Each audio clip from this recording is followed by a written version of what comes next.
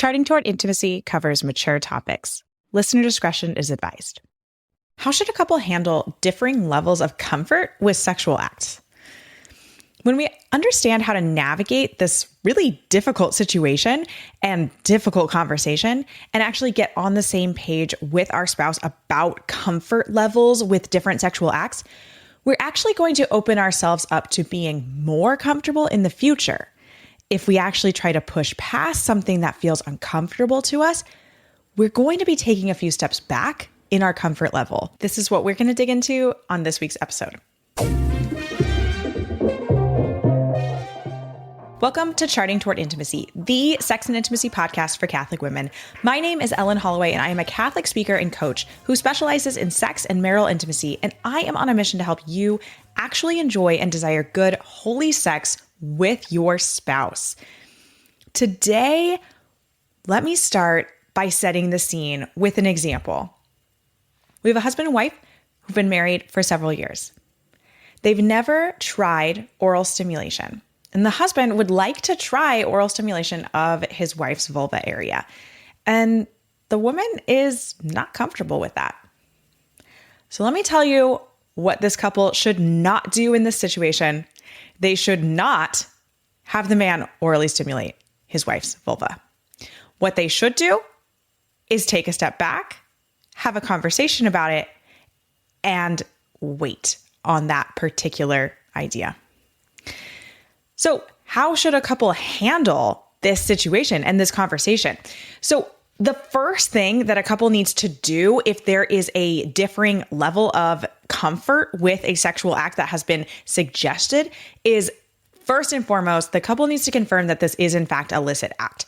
We're not going to get into that in today's episode. There are tons of episodes in the catalog about licit and illicit acts and how to figure out if an act is licit or illicit. So definitely just go back and take a look at the titles of different episodes. So with the knowledge that an act is fully permissible, like in the example above of the man orally stimulating the woman's vulva during foreplay as part of that sexual act, what needs to happen here? So first off, the woman really needs to advocate for herself here and explain that this is not something that she is comfortable with. And the couple needs to default to the less comfortable spouse. Always. And here's why. Defaulting to the less comfortable spouse is going to do two things. One, it's going to ensure that this act is in fact a loving act that the couple is coming to freely and totally. If there is a level of discomfort present, then that's not a total gift of self. And there may even be some feeling of coercion in it. And so the woman might not be coming freely in this situation if the couple decides to go ahead with oral stimulation. One of the biggest arguments for kind of like pushing through something that you're uncomfortable with is that maybe if you just kind of get used to it, you'll get more comfortable with it. That's not how it works in sex. And here's why. Sex is extremely vulnerable. It is the most vulnerable that you can get with another human being here on earth. You're completely naked, both physically and you're spiritually naked because you are coming together and one person is entering inside of the other person, right? The man is inside of the woman. This is an extremely vulnerable act. And when we insert discomfort into that vulnerable act, it just causes further separation instead of openness. So you can imagine, a flower that instead of opening up and being open to the sun and allowing the sun's rays to fill the flower and warm it and feed it, right? The flower is instead closing up and not allowing those sun rays to come and hit it. That is what is happening if we're trying to push past an uncomfortable act that's happening in sex. And so ultimately, and this is the second thing that saying no and defaulting to the less comfortable spouse is going to do, it's going to help that spouse that has lower comfort become more comfortable in the future. Because, and in the situation that we said before, that the man wanted to orally stimulate the woman's vulva and the woman did not, if she advocates for herself and she says no, and and maybe she explains why, or maybe she doesn't explain why, that's not necessary, but she says her no, and that is respected by her husband, that creates greater trust, deeper intimacy, and the ability to become more comfortable in the future. So by me saying all of this, if there's an act like this example of oral stimulation that is uncomfortable from one of the spouses, saying no doesn't necessarily mean putting it off the table forever. In Gregory Popcak's book, Holy Sex, he actually has a great example of a couple that is uncomfortable with the position known as doggy style, for lack of a better word for that position. And he does a really great explanation of kind of showing how this couple talked about it, recognized that there was a discomfort with one of the spouses with that position, and it was fully and totally respected. And actually, because of that full and total respect of the discomfort, later on in the relationship, the person who was uncomfortable with that position actually came around to being comfortable with that position. But it was because she was never coerced and never pushed into doing something she was uncomfortable with. So this is why it is so important.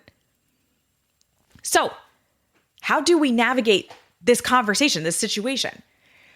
So I see that there's kind of 3 different situations where this could come up, that an uncomfortable situation kind of comes up. So the first one is in the moment, right? And let's say you, as the wife, your husband starts doing something that you're uncomfortable with. The best thing you can do in this situation is to say something or stop it with your body. And it can be as simple as not today. You don't need to explain. This is actually not the moment that you need to explain because you're in the middle of the act. Explaining it is going to take a deeper conversation. It's going to take openness and willingness to listen. And that's like not where you guys are at this particular moment because you're in the middle of having sex. So it's just a not today. And you can even say, let's talk about it after. Can you do this instead?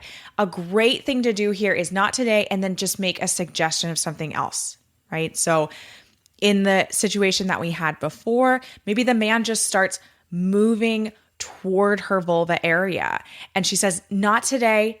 Can we kiss for a little bit longer right now, right? Something very, very simple.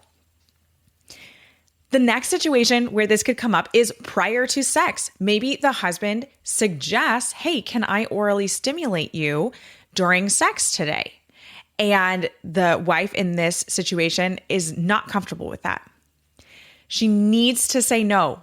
You need to say no if there is something uncomfortable that is suggested. And this is actually a great time to explain why, because you're not in the moment. So this is a great time to say, no, I'm not at all comfortable with that. And can I tell you why? And then the other half of it is that it's really important that you listen to your spouse's reason why they want to do that.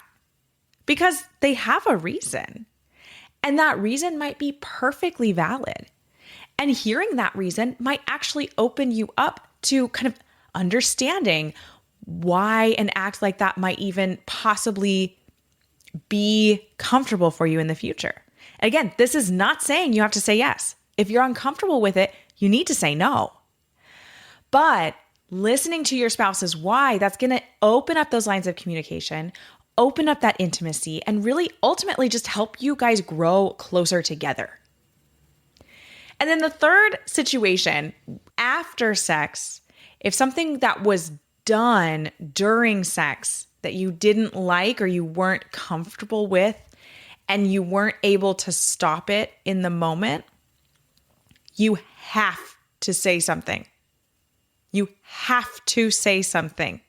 If something happened during sex that you were uncomfortable with, you have to speak up about it. You are only hurting yourself and your sexual relationship if you stay silent here. It is as simple as, hey, hun, when you did this, it made me feel this. I don't really like it, and can we not do that again? That's it. That's all it has to be. It does not need to be this long beating around the bush conversation. And actually, in fact, it's going to be a lot better if you're just super clear about it. And I recommend, really as close to the act as you can, maybe right after cleanup, just, hey, can we talk about something real quick? There was something that happened during sex that we've never done before, and it made me feel uncomfortable.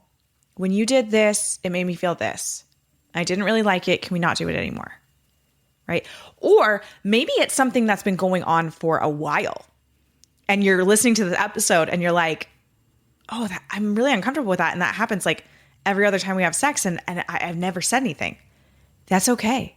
It's okay, but you need to say something now. As soon as you can, you need to sit down with your husband and say, hey, we've done this before. It didn't feel loving to me, or it made me feel uncomfortable, or I didn't like how it felt, right? Use your words. You don't have to use mine. And just very clearly, I didn't like it, and can we not do that anymore? This is your husband that we're talking about. He loves you. He wants to support you. He wants sex to be a loving relationship. He does, right? And if there's something that you're uncomfortable with that he has done, or maybe that you've been doing for a long time that you've never mentioned it before, the best and most loving thing that you can do is say, I actually don't like doing that. And can we not do that anymore? So to close out this episode, you have to say something. I know I've said it like 50 times already in this short episode, but you have to say something. Pushing through something that you are uncomfortable with is not going to help your sexual relationship at all. It is going to help your marriage, and it's going to help your overall comfortability with sex if you actually don't do whatever that is, right? In the example that we've been using today, we were talking about oral stimulation of the vulva area. And the last thing, I just want to add this in one more time, is that I know I've kind of talked a little bit about if you say no now, it might be something that you're more comfortable with in the future. But I say might, right? Saying no might mean that you truly never do that. Or it might mean that maybe in a year you try it, or in 6 months, or in 10 years, right? Saying no is just stating your comfortability at this point and opening up those lines of communication. If your spouse suggests something that you are uncomfortable with, you never, ever have to do that. But maybe you'll want to at some point in the future, and that is also okay. It's all about sharing what is actually going on inside your mind, inside your heart, sharing that discomfort that's going on, and just making sure that you guys are on the same page.